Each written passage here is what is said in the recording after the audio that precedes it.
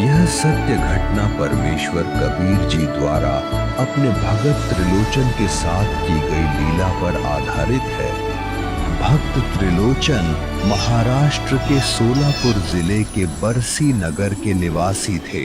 उनके बारे में बताया जाता है कि उनके भजन श्री गुरु ग्रंथ साहिब जी में शामिल हैं। उन्होंने दिखावे की भक्ति, बाहरी आडंबर और कपट का हमेशा विरोध किया।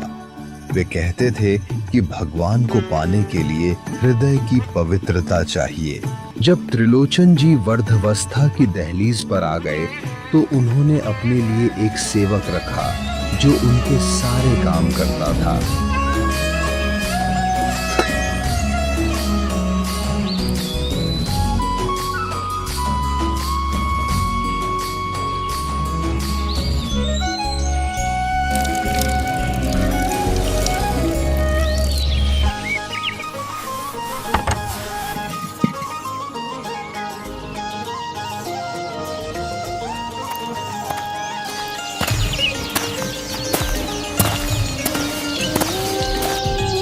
कोई है क्या? जी हाँ, बोलिए। आपका पत्र आया है।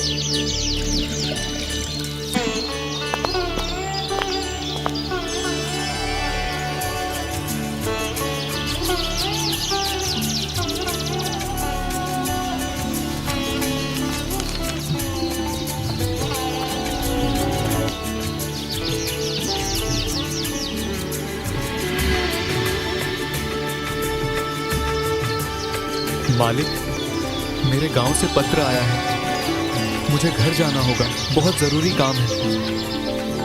आप आज्ञा दें तो मैं 15-20 दिनों के लिए गांव जाऊं। हाँ? ठीक है बेटा, तुम जाओ और अपने परिवार का ख्याल रखना। मेरी चिंता मत करना। सेवक त्रिलोचन जी की आज्ञा पाकर अत्यंत प्रसन्न हो जाता है और अपने गांव जाने की तैयारी करने लगता है।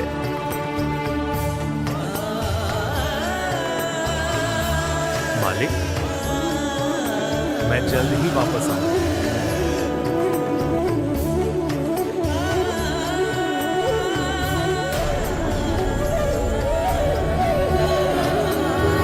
लेकिन जैसे ही सेवक 20 से 30 किलोमीटर की दूरी तय करता है, त्रिलोचन जी की तबीयत अचानक बिगड़ने लगती है।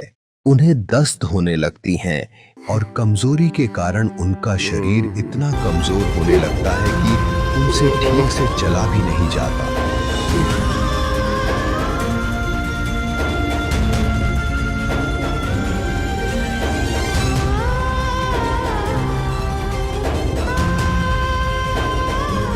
हे भगवान, मेरी मदद करो। मेरी हालत अब ठीक नहीं रही।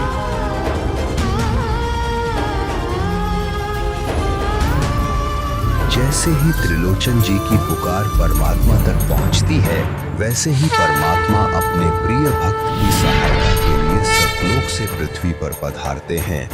उनका स्वरूप दिव्य आभा से जगमगा उठता है और वह अपना स्वरूप बदलकर अपने भगत के लिए उसके सेवक का रूप धारण कर लेते हैं।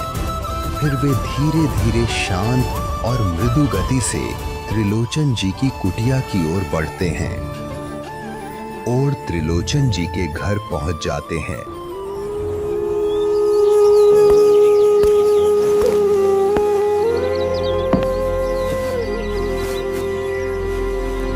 राम राम बाबा।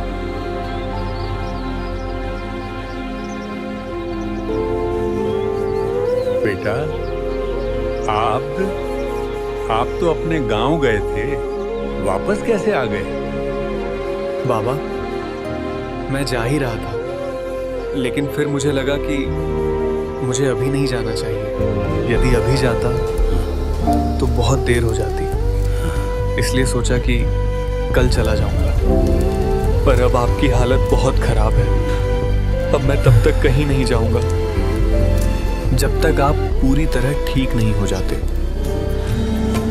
भगत के वश में है भगवान, भगत के वश में है भगवान, भगत के वश में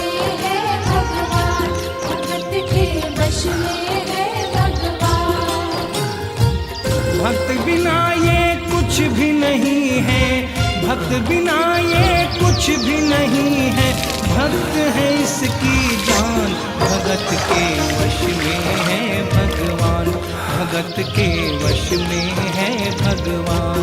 भगत के वश में है भगवान, भगत के वश में है भगवान।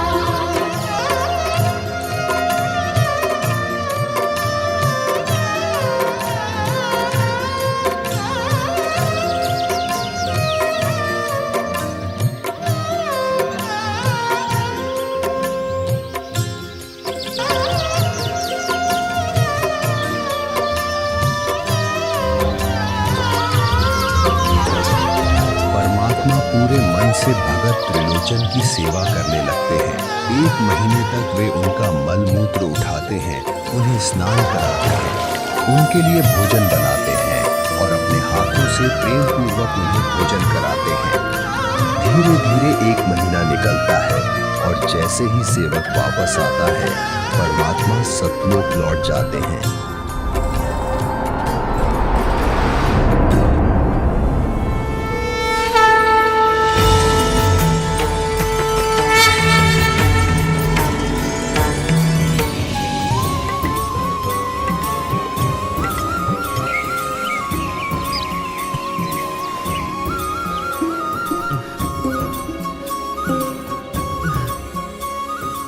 कैसे हो बाबा? मुझे माफ करना, 20 दिन कह के गया था, पर 1 महीना लग गया। थोड़ा काम हो गया था, इसलिए मैं आ न सका।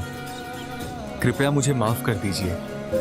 बेटा, ये क्या बोल रहे हो आप? मालिक, मेरे घर वालों ने आपको प्रणाम भेजा है। सब कुशल हैं। उन्होंने आपके लिए कुछ खाने का सामान भेजा है।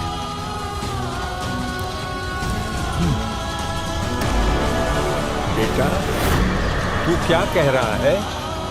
कहां से आया है तू? मालिक, मैं अपने घर, अपने गांव से आया हूँ। 1 महीने पहले घर गया था। क्या तू घर गया था? तू सचमुच अपने घर से आया है? हाँ मालिक। तो फिर वो कौन थे? हाँ मालिक, मैं अपने घर से आया हूँ और ये सामान आपके लिए लाया हूँ। इतना सुनते ही बाबा की आंखों में आंसू आ जाते हैं। उनका दिल परमात्मा की अनंत कृपा से भर जाता है। वह भावुक होकर कहते हैं, हे परमात्मा, आपने इस पापी के लिए इतना कष्ट किया। हे भगवान, इस दास पर इतनी दया। हे संपूर्ण सृष्टि के मालिक, आपने कितना कष्ट उठाया, अपने हाथों से खाना खिलाया, कपड़े धोए,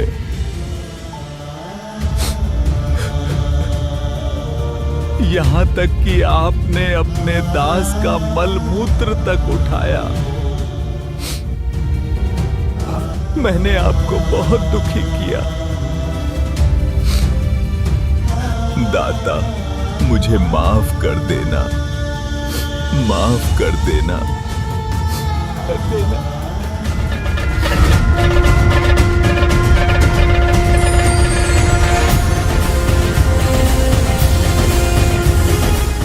जो जन मेरी शरण है, ताका हूं मैं दास।